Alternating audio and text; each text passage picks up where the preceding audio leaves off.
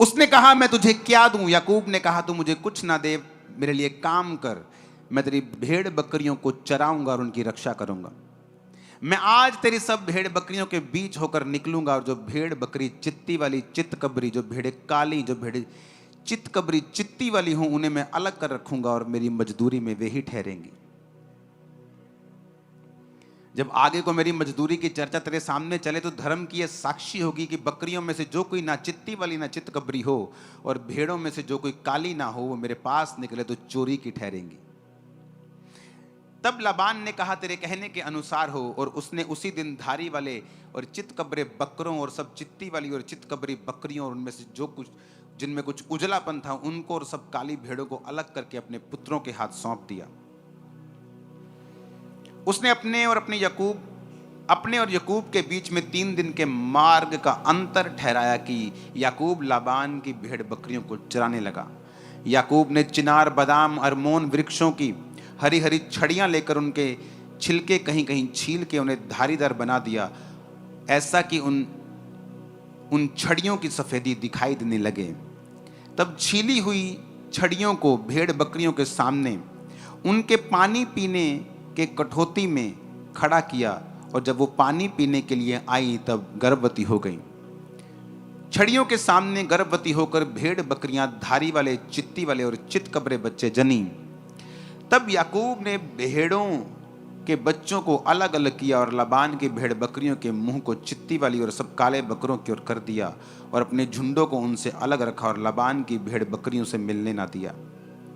तब बलवंत जब भेड़ बकरियां गर्भवती होती थी तब याकूब उन छड़ियों को कठौतों के सामने रख देता था, जिससे वो छड़ियों को देखते हुए गर्भवती हों, परंतु निर्बल जब गर्भवती होती थी वो उनके आगे नहीं रखता था। इससे निर्बल तो लाबान की रही और बलवंत याकूब की हो गई। इस प्रकार वो पुरुष धनाढ्य हो गया, अत्यंत अमीर हो गया, और उसके बहुत भेड़ बकरियां, दासियां, दास, ऊंट और गधे हो गए। सब बोलो आमीन।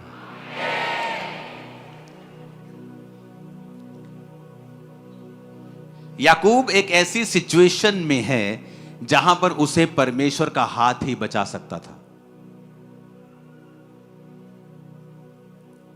लव मैरिज का चक्कर पहले उसने डाल लिया, जो उसका बाप आराम से शादी की और खुदा ने उसकी औरत को भेजा और वो ब्लेस्ड मैरिज में रहे, अपने बाप की गवाही को फॉलो ना करके लव मैरिज को इनको फॉलो करने लगा और 7 साल अपनी वाइफ के लिए सेवा की। जब 7 साल बाद भी उसकी बड़ी बहन उसको मिली और 7 साल फिर उसने अपनी वाइफ के लिए फिर सेवा की, और फिर जब जाने लगा तो 7 साल भेड़ बकरियों को फिर चराया, और फिर अभी भी उसका जो ससुर था उसको जाने नहीं देना चाहता था। अगर वो जाता तो उसकी फैमिली टूटती।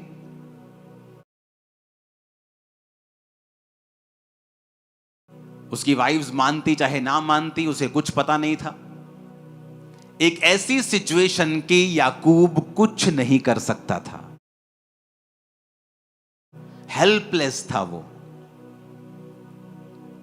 बिल्कुल हेल्पलेस, कि इसमें मैं कुछ नहीं कर सकता हूं, प्रभु ही कर सकता है। और बाइबल कहती है कि उसने जब कहा कि अभी तुझे भेड़ बकरियों के लिए तू मेरी सेवा कर, भेड़ बकरियों को चरा, क्योंकि तेरे चराने से वो बहुत ज्यादा बढ़ गई हैं। क्योंकि वो धर्मी था, और जब धर्मी को आप किसी काम को देते हो तो निशानी होती वो काम फलवंत होता है। जहां एक करप्ट आदमी, जहां एक व्यभिचारी आदमी को आप कोई काम दोगे वो काम कभी फलवंत नहीं होगा। लेकिन एक धर्मी को जब आप कोई काम देते हो, चाहे वो आपके किसी भी एरिया में क्यों ना हो, चाहे वो स्पिरिचुअल एरिया हो, फाइनेंशियल एरिया हो, एडमिनिस्ट्रेशन हो, आपको हमेशा जो स्पिरिचुअल लोग हैं, जो परमेश्वर की भाषा को समझते हैं, आपको ज्यादा कामयाब मिलेंगे। अब यहां पर वो फंस चुका है, और उसने, बाइबल कहती है, उसने, परमेश्वर ने उसको एक दर्शन दिया, एक विजन दिया, और उस विजन के मुताबिक उसने अपने ससुर से बात की कि ठीक है, मैं तेरी भेड़ बकरियों को चराने के लिए तैयार हूं, लेकिन एक शर्त के ऊपर। अपने पड़ोसी को बोलो, परमेश्वर असंभव काम को करेगा। आमीन। अब उसने कहा एक ऐसा काम करते हैं हम लोग, हम दो झुंड बना लेते हैं,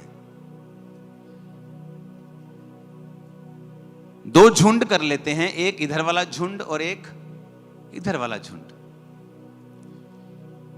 कहता तू आज इन सब बकरियों में घूम, इन सब भेड़ों में घूम, और जो जो भेड़ तुझे लाइनों वाली दिखाई देती है, लाइनों वाली भेड़, चितकबरी, काली, कहता वो सारी निकाल ले, सारी अलग कर दे इनसे। मतलब भूरी भूरी रह गई, काली भी निकाल ले, चितकबरी निकाल ले, डॉटेड निकाल ले, लाइनों वाली निकाल ले, ये सारा जो मसालेदार माल है ना सारा निकाल ले तू। मेरे को सिंपल सिंपल दे दे, भूरी दे दे, चिट्टी दे दे, और फ्यूचर में अब मैंने सारी तेरे को भेड़े दे दी, चितकबरी, लाइनों वाली सब तेरे को दे दी। फ्यूचर में मेरे झुंड में जहां ये एक भी डॉटेड चित्ती वाली बकरी नहीं है, फ्यूचर में अगर ये मेरे झुंड में होगी तो वो मेरी तनख्वाह होगी। उसके मामा ने सोचा, उसके ससुर ने सोचा कि ये तो बेवकूफ है, बकरी पूरी, ओदा घर वाला पूरा, ते न्याणे चितकबरे कित्थों होने? भेड़ वाइट, भेड़ का घर वाला वाइट, तो बच्चे भी क्या होंगे? तो उसने कहा कि ठीक है, अगर जितने चितकबरी, लाइनों वाले, धारी वाले बच्चे तेरे में होंगे वो तेरी तनख्वाह। कहता ठीक है। उसने 3 दिन का अंतर ठहराया कि अगर तू यहां चराएगा, मेरी धारी वाली तेरी भेड़ मिक्स ना हो जाए तुझ में, तो मेरे बच्चे 3 दिन के मार्ग में चराएंगे। तू यहां चराएगा जलंधर में, तो मैं लुधियाने में चराऊंगा। उसने कहा ठीक है, सौदा हो गया, सब फाइनल हो गया। याकूब ने एक दर्शन देखा। उसने दर्शन देखा कि जो बकरियां गर्भवती हो रही हैं वो चित्तीदार बच्चों को पैदा कर रही हैं। सुनो, अब उसने क्या किया, पानी वाली जगह के ऊपर बादाम और 3 वृक्षों को छील के उनको चित्तीदार बना दिया। और जब बाइबल कहती है कि जब कोई मजबूत भेड़, जब कोई बलवंत भेड़ गर्भवती होती थी, तो वो पानी पीने उनको वहां लेके आता था जहां बादाम की और सब पेड़ों की छड़ियां छीली हुई हैं। जब कमजोर गर्भवती होती थी, वो उनको छड़ियों को उनके सामने नहीं रखता था।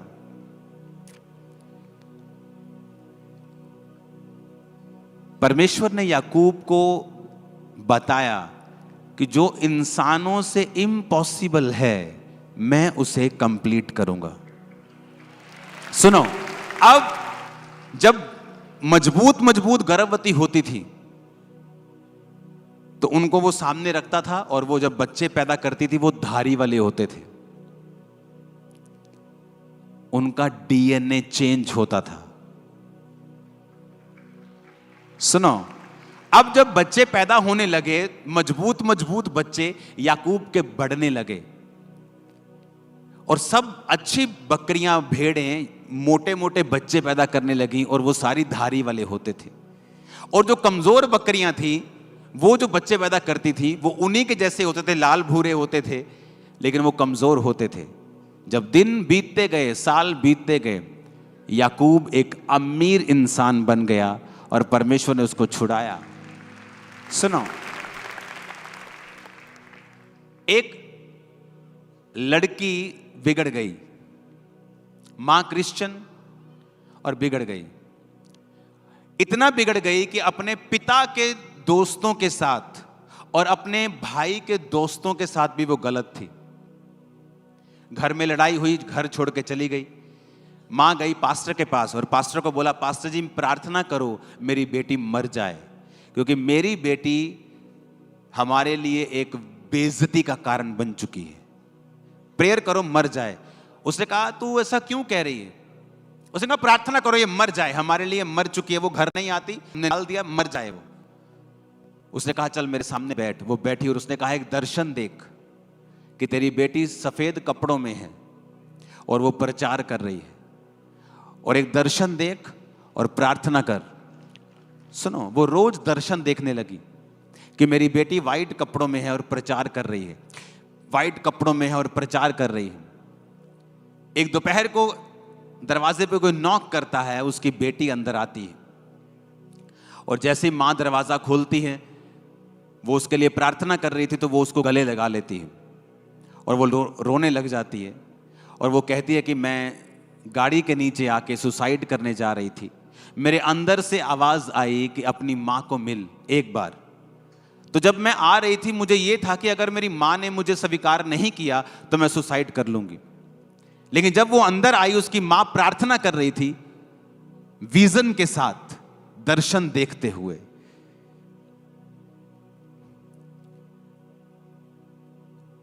आपको जो चाहिए फ्यूचर में, अपने दर्शन को फिट कर लो, और जब आप प्रार्थना में बैठते हो परमेश्वर को बोलो प्रभु ऐसा होने दे जो मैं देख रहा हूं।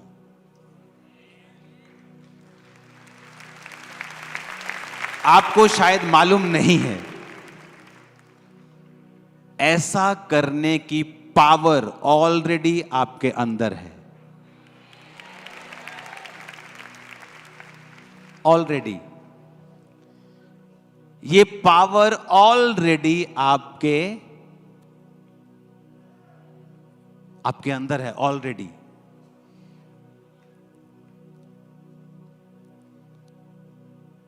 आप कहां जाना चाहते हैं?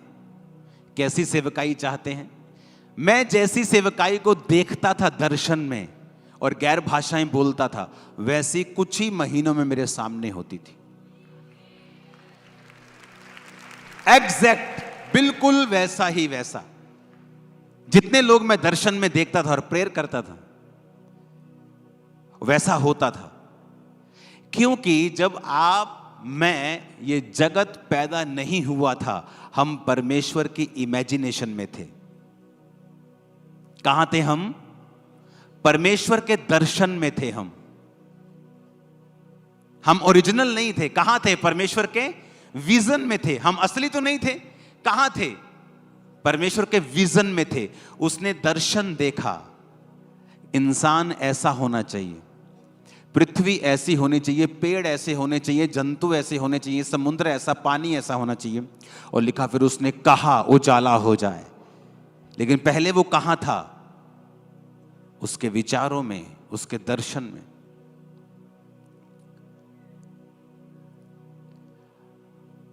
आप चाहते हैं आप हेल्दी रहें, आप चाहते हैं कि आपकी लाइफ में मिरेकल हो, दर्शन देखो, विजन देखो। आपके पास बेबी नहीं है, विजन देखो कि आप बेबी को खिला रहे हैं, बेबी आपके पास है, आप प्रेयर कर रहे हैं, आप गैर भाषा बोल रहे हैं, आप विजन देख रहे हैं। उसने कहा तू अपने कामों को यहोवा पर डाल दे, वो तेरी कल्पनाओं को क्या करेगा? सिद्ध करेगा। तेरी कल्पनाएं, तेरी कल्पनाएं, तेरी इमेजिनेशन। यानी एक क्रिश्चियन व्यक्ति के पास पावर है अपनी इमेजिनेशन को रियलिटी में बदलने के लिए, और वहां पे सेंस नहीं चलती। अब सेंस क्या है? ब्राउन गोट है, ब्राउन ही उसका हस्बैंड है, और बेबी चित्ती वाले पैदा हो रहे, धारी वाले पैदा हो रहे, चितकबरे पैदा हो रहे। पहले तो उसके ससुर से बेवकूफ है। अब भेड़ वाइट है, सब वाइट हैं, तो बच्चे कैसे काले चिट्टे पैदा हो जाएंगे? लेकिन उसने कुछ देखा था।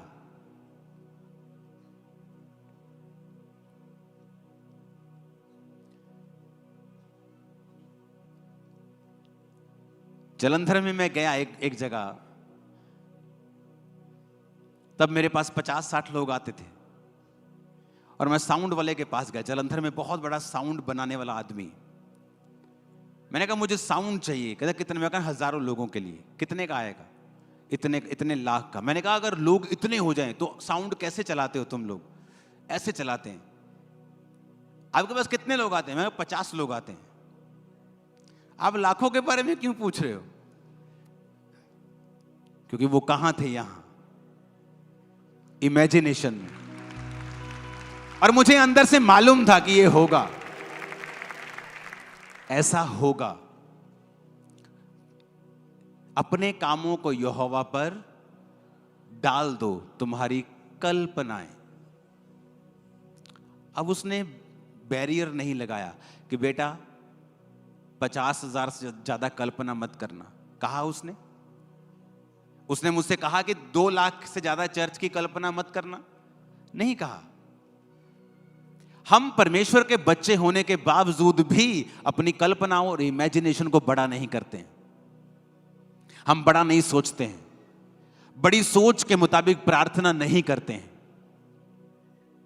उसने इम्पॉसिबल किया, देखो। और उन भेड़ों के सामने उसने छील के रख दी छड़ियां। जब वो देखती गई वैसा ही होता गया। इमेजिन करो आप क्या हुआ होगा उस समय कि पवित्र आत्मा ने कैसे जो भेड़ें उन छड़ियों को देखती रही होंगी, अंदर परमेश्वर ने डीएनए चेंज कर दिया। देखो, सोचो, आज की साइंस के पास पावर नहीं है ऐसा करने की। अगर वो एक आध के साथ करेंगे तो मिलियन मिलियन डॉलर लगता है 2000 की भेड़ में।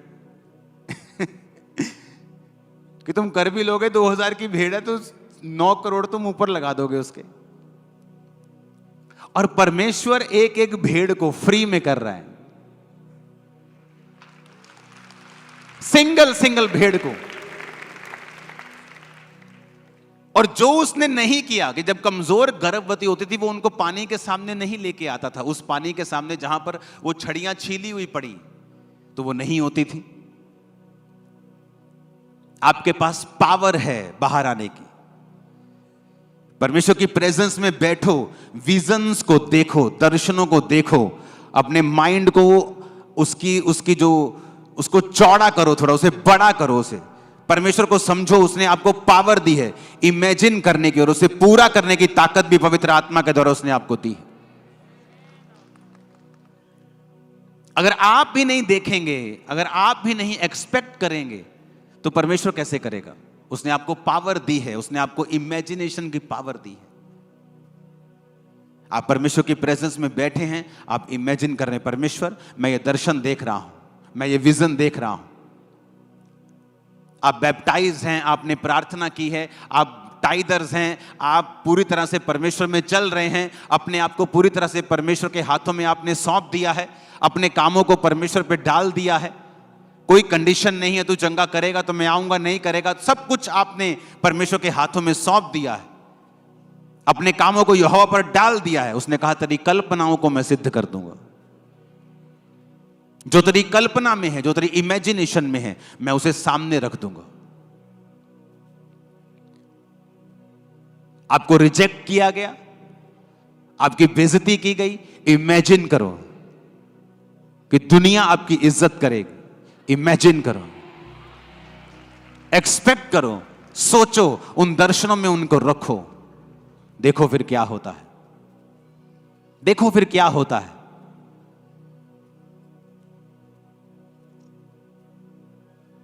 हालेलुया। इमेजिन किया, कर्म भी किया। इमेजिन किया, कर्म भी किया।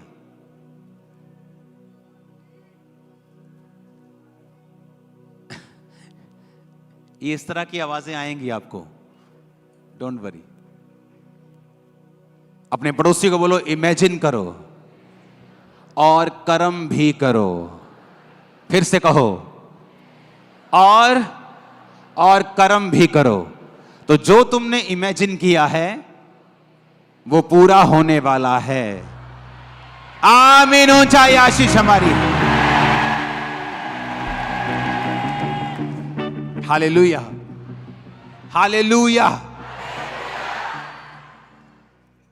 मैंने इमेजिन किया, जब इमेजिन किया, प्रार्थना की, उस हिसाब से मैंने कर्म भी किया। एक दिन प्रार्थना करते वक्त, आज से 17-18 साल या 15 साल की ये बात होगी। प्रेयर करते हुए परमेश्वर का आत्मा मुझे दिखा रहा है कि इस जगह को तू बड़ा कर, एक्सपेंड कर। और मैं विजन देख रहा हूं परमेश्वर ऐसा कर रहा है और मेरी लाइफ में ऐसा हो रहा है। और सडनली मैं उठा और रात के 3-4 बजे मैंने अपनी टीम को बुला लिया। मैंने कहा मुझे ये टेंट डबल चाहिए। कहते ये बांस बड़े करने पड़ेंगे, गर्मी है, ये करने का वो। मैंने कहा कुछ भी करो, ये करो। महीनों में हम डबल होते थे, महीनों में, जस्ट मंथ्स, बूम। जब वो आपकी स्पिरिट में आ गई, एक बार आपने स्पिरिट में कैच कर लिया उसको, और संसारिक व्यक्ति इसको कैच नहीं कर सकता क्योंकि उसकी आत्मिक आंखें बंद हैं। आप बहुत टीवी देखते हैं, आप बहुत ज्यादा मोबाइल के साथ जुड़े हुए हैं, आप माफ नहीं कर सकते, आप लोगों की बातें करते हैं, आप बहुत चुगलीखोर हैं।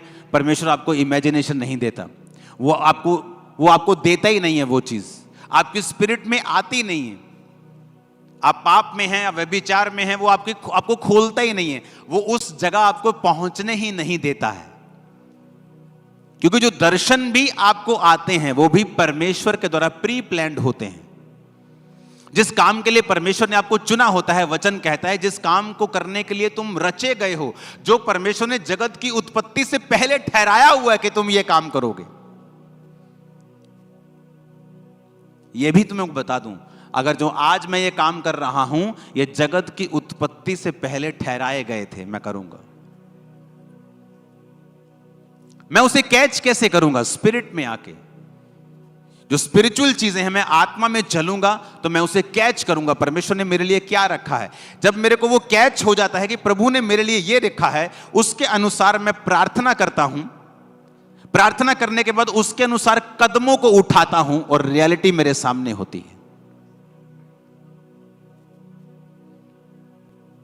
आप एक बिजनेस की आशीष मांग रहे हैं, फाइनेंशियल आशीष मांग रहे हैं, अपनी चर्च की बढ़ोतरी मांग रहे हैं, प्रभु आपको दर्शन देता है, लेकिन आपका बोना 0 है, वो दर्शन कामयाब नहीं होगा।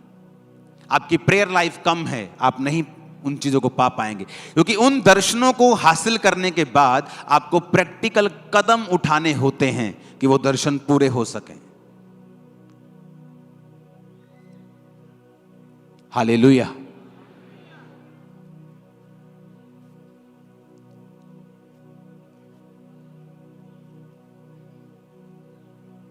अपने जो गत्समनी का बाग था जहां यीशु ने प्रार्थना की थी, पता है, पढ़ा है बाइबल में, क्या कहते हैं उसको यूनानी भाषा में? ऑयल प्रेस, तेल निकालने वाली मशीन जिसे बोलते हैं हम।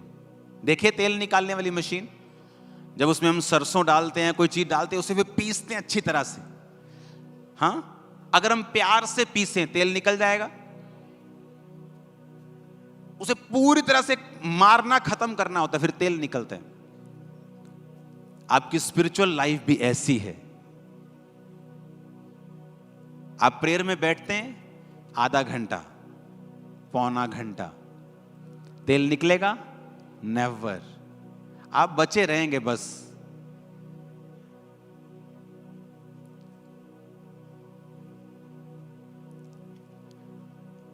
मैं अपने स्पिरिचुअल फादर के पास, उन्होंने कहा तुझे आज डिसाइपल के साथ जाना है और प्रेयर करनी है। मैंने कहा ठीक है जी। मैं चला तो गया। मैं खुद भी प्रेयर बड़ी करता था, 6-7 घंटे रोज की प्रेयर थी। लेकिन भाई साहब, जो मैंने वहां किया वो मैंने पहले कभी नहीं किया था। हम अंदर गए, किसी ने कुछ खाया नहीं, जस्ट पानी वगैरह पिया, और हर 2 घंटे के बाद हम आधा घंटा घूम घूम के प्रेयर कर रहे हैं। चलो दिन में तो हो जाता है, आधा घंटा प्रेयर की मेरे को 6-6 घंटे करने की आदत है, चल जाएगा। लेकिन जब रात होती है तो आप सो नहीं सकते। फिर रात को आपको वही पैटर्न में 2 घंटे 1.5 घंटा रेस्ट करनी है, फिर प्रेयर करनी, 2 घंटे रेस्ट, फिर प्रेयर। कुछ खाना नहीं, आपको 2 टाइम वो एक कोल्ड ड्रिंक छोटी सी या पानी पी लो देते थे, 2 टाइम, सुबह और शाम को 5 बजे। तो वो भी किसी की इच्छा होती थी कि वो नहीं पीता, वो सिर्फ पानी ही पीता था। लेकिन 24 घंटे बाद जब हम उस प्रार्थना के कमरे से बाहर निकलते थे, एक होता है कि वचन से जानना कि आप शैतान को डांटोगे वो भाग जाएगा। एक होता है कि आपको प्रैक्टिकली पता होता है कि तेरी ऐसी की तैसी शैतान तू आ जाओ, आपको महसूस हो रहा होता है। आप समझ रहे मेरी बात को? आपको फील हो रहा होता है, आपकी बॉडी के ऊपर महसूस हो रहा होता है। आपको पता चल रहा होता है कि आपकी बॉडी को किसी ने क्रश कर दिया है, उसका तेल आपको मालूम होता है कि वाकई में ही। आप देखो जिम में जो लड़के जिम करते हैं, आपको कई तरह के लड़के मिलेंगे। आपको अगर बॉडी बिल्डर चाहिए, मसल पूरे नजर आ रहे हैं, वो होंगे जो एक्स्ट्रा डिसिप्लिन्ड है, जिनको रोज जिम करना है, रोज जाना है। कुछ तो फिट होने के लिए जाते हैं, जिम गए फिट रहना है हमें बस, लेकिन जिनको रिजल्ट लेना है उनको एक्स्ट्रा डिसिप्लिन में रहना पड़ता है। स्पिरिचुअल लाइफ सेम है। आप लगातार घंटों प्रार्थना करो रोज।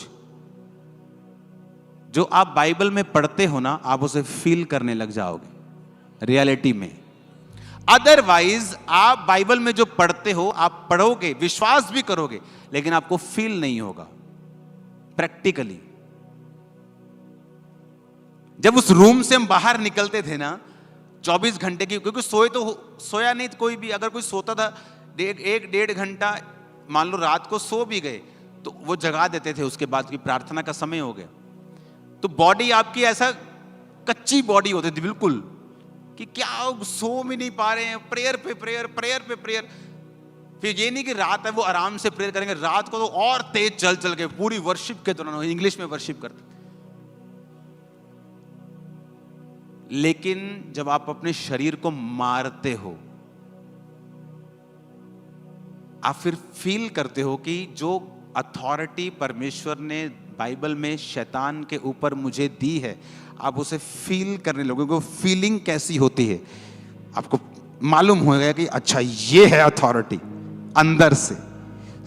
वो फिजिकल दलेरी नहीं होगी, आत्मिक दलेरी आपके अंदर होगी। आपको पता होगा कि शैतान की आप मुंडी घुमा सकते हो। हालेलुया। ये 2-2.5 घंटे वाली प्रार्थना का काम नहीं है। यह है जब आपका शरीर भी आपको बताने लग जाए कि हां भाई आज तुमने प्रेयर की है। थक जाते कई बार आप, क्या मैं फ्लाइट में होता हूं 9 घंटे वर्शिप, थक गया। मैं सीरियसली कह रहा हूं, मैं थक गया 9 घंटे लगातार वर्शिप प्रेयर गाने। कितनी बार मैंने वो कान वाला रिचार्ज कर, मैं कभी भी एयरपोर्ट यूज नहीं करता हूं, जो कानों में लगते हैं, एयरपोर्ट ही बोलते हैं, एयरपोर्ट जो भी, कभी मैं यूज नहीं करता हूं कानों को बचा के। यहां भी साउंड सुनना होता है मुझे, लेकिन सिर्फ प्लेन में उसे मैं यूज करता हूं। जब भी प्लेन में होता हूं मुझे यूज करना पड़ता है 9 घंटे। लेकिन जब आप अगले दिन संडे चर्च में आते हैं, आपको बोलने की जरूरत नहीं। हालेलुया। तो क्रिश्चियनिटी जो है वो प्रैक्टिकल है। आपको पता है कि शैतान है, आपको पता है परमेश्वर बीमारियों को चंगा करता है, लेकिन अगर आप प्रैक्टिकल देखना चाहते हो, आपको वैसी लाइफ अपनानी पड़ेगी। शैतान आपको तंग करता है, बैठ जाओ रोज 6 घंटे प्रेयर में, बैठो रोज, अपने शरीर को तोड़ो जरा प्रार्थना में, घुटनों पे बैठ के करो प्रेयर, छोड़ो संसारिक चीजों को, प्रार्थना में लग जाओ। मैं आपको बता रहा हूं, आप इतने स्पिरिचुअली गर्म हो जाएंगे कि उस मक्खी का आपके ऊपर बैठना पॉसिबल नहीं होगा। क्यों बैठा वो आपके ऊपर? जब बर्नल ठंडा है तो मक्खी बैठेगी, जब गैस खत्म कर दी, गैस बंद कर दी, मक्खी बैठेगी। आप उसे गर्म कर दो, मक्खी की औकात नहीं है बैठने की। आप स्पिरिचुअल लाइफ में गर्म हो जाओ, पाप को साइड पे कर दो, प्रार्थना करनी शुरू कर दो, आग में भरना शुरू। कितनी देर तक रहेगा? शैतान नहीं रह सकता गर्म आदमियों में, नहीं रह सकता, वो रह ही नहीं सकता। आपकी प्रेयर भी 0 है, आपकी प्रार्थना 30 मिनट की है, आपकी प्रेयर 1 घंटा भी नहीं है। आपको लड़ना शैतान से, वो शैतान जो 40 साल से आपका पीछा कर रहा है, जो सदियों से आपके पीछे चल रहा है, जो परिवार से आपके पीछे चल रहा है, आपको उसको हराना है 30 मिनट की प्रेयर से। आपकी प्रार्थना चाहे 30 मिनट की भी ना हो, शैतान आप पे अटैक नहीं कर सकता। लेकिन मैं उन लोगों की बात कर रहा हूं जो इससे ऑलरेडी जूझ रहे हैं। मेरी बात समझ रहे हो कि नहीं? जो इस बीमारी से, शैतानी आत्मा से जूझ रहे हैं। आप जब प्रार्थना करनी शुरू कर देते हैं, सडनली ये सारे बिब्लिकल वायदे आपके सामने जीवित होने लग जाते हैं।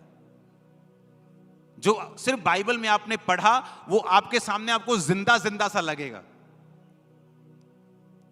अब वो कहानी नहीं लगेगी, आपको लगेगा ये सब जिंदा जिंदा सा है। जो मैं पढ़ रहा हूं ना, ये जीवित है, सब कुछ होगा ये सब कुछ। मैं नहीं जानता आप समझ पा रहे हैं कि नहीं समझ पा रहे, लेकिन वो तभी होगा जब आप इस पोजीशन में होंगे कि आपने अपने आप को पूरी तरह से समर्पित कर दिया परमेश्वर के सामने। और मैं नहीं जानता मैं आज आपको पास्टरों वाला वचन क्यों दे रहा हूं। कुछ तो होगा आज। आमीन, हालेलुया। सडनली आपके विजन चेंज हो जाएंगे,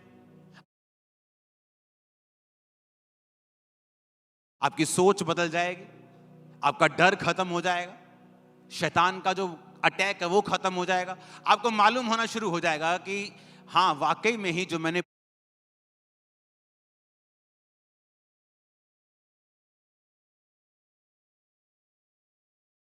आपकी सोच बदल जाएगी, आपका डर खत्म हो जाएगा, शैतान का जो अटैक है वो खत्म हो जाएगा। आपको मालूम होना शुरू हो जाएगा कि हां, वाकई में ही जो मैंने पढ़ा है, जो मैंने सुना है, वो वाकई में होता है। आपको अंदर से महसूस होगी ये चीज।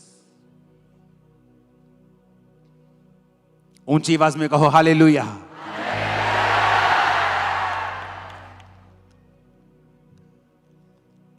आमीन।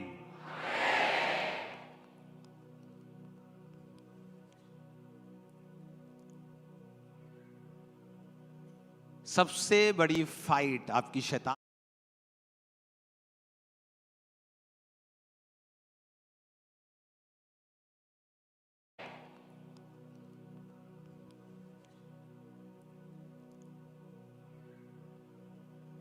सबसे बड़ी फाइट आपकी शैतान से नहीं है, आपके शरीर से है। उसके बाद फिर शैतान से। जिस दिन आपने शरीर वाली फाइट जीत ली, आप शैतान वाली उसी दिन जीत जाओगे।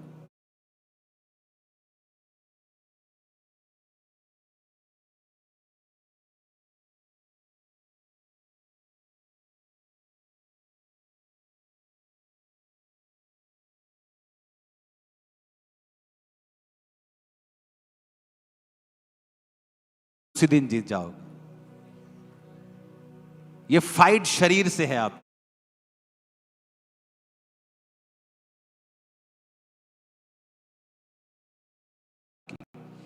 जब शरीर जीत लिया, शैतान को पता है ये आदमी बिना शरीर को जीते मुझे कमांड कर रहा है। उसे पता है आपकी स्पिरिचुअल लाइफ क्या है। जिस दिन आप शरीर जीत लोगे, शैतान को जीत लोगे। वो आपको निकम्मा लगेगा, छोटा लगेगा, बौना लगेगा। हालेलुया।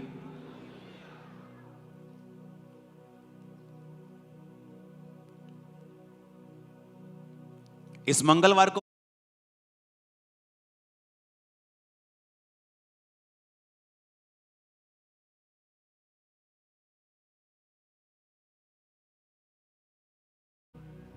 हालेलुया।